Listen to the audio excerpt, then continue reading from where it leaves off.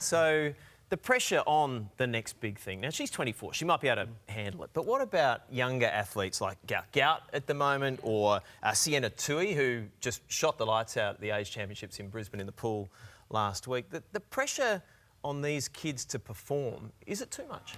I think it's really hard if you're labelled as the next something. So when I see Gout run, like, what a beautiful thing. But he's not the next Usain Bolt.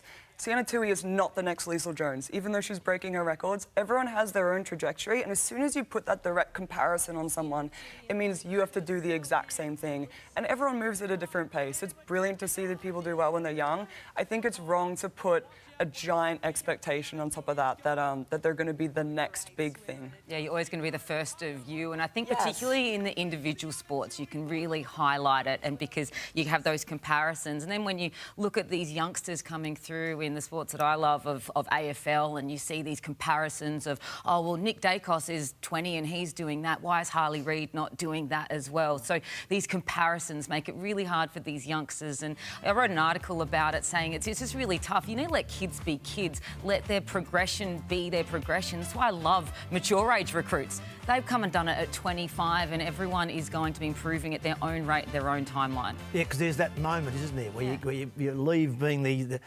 young kid in the the school or wherever it might be, or the college or whatever, and then all of a sudden you become a professional athlete. That's the moment you find out how good you're going to be. You look at someone like Sam Constas. He's in that period right now. He's burst on the scene and made runs right across the board in all sorts of levels of cricket.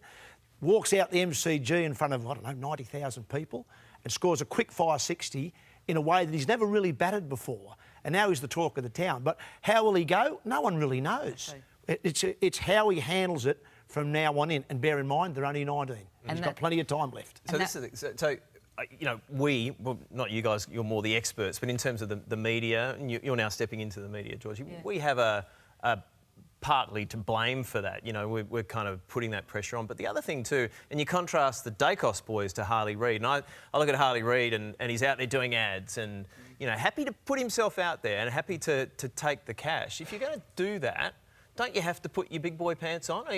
The Dacos boys seem to be really low key. They don't go chasing the limelight. Is that? Yeah, do you know what I mean? I think so as well, and I think that's why often you're looking at the attitudinal things. So Harley Reid maybe came back a little bit unfit, and you think that the Dacos boys wouldn't. And I don't like them comparing these two. It actually contradicts what I'm saying. But you want to look at the attitude rather than the on-field. You can be happier with a kid if they're on-field, their off-field behaviour and attitudes, and they're listening to their seniors. They're wanting to learn, wanting to be better. I think then we're seeing this generational shift as well of like this big bravado that youngsters are having that you might not have had from a 19-year-old 20 years ago. Which is fine when things are going well, but when they're not, you can't put that genie back in the bottle. And that goes back to a point we were making earlier about managers, is that they've got a role to play, not just getting you the best financial deal. Yeah. It's all about, 19-year-old, I still want you around when you're 35. Yeah. Yeah, it's got to be a long-term thing. Not 25. Yeah, exactly right.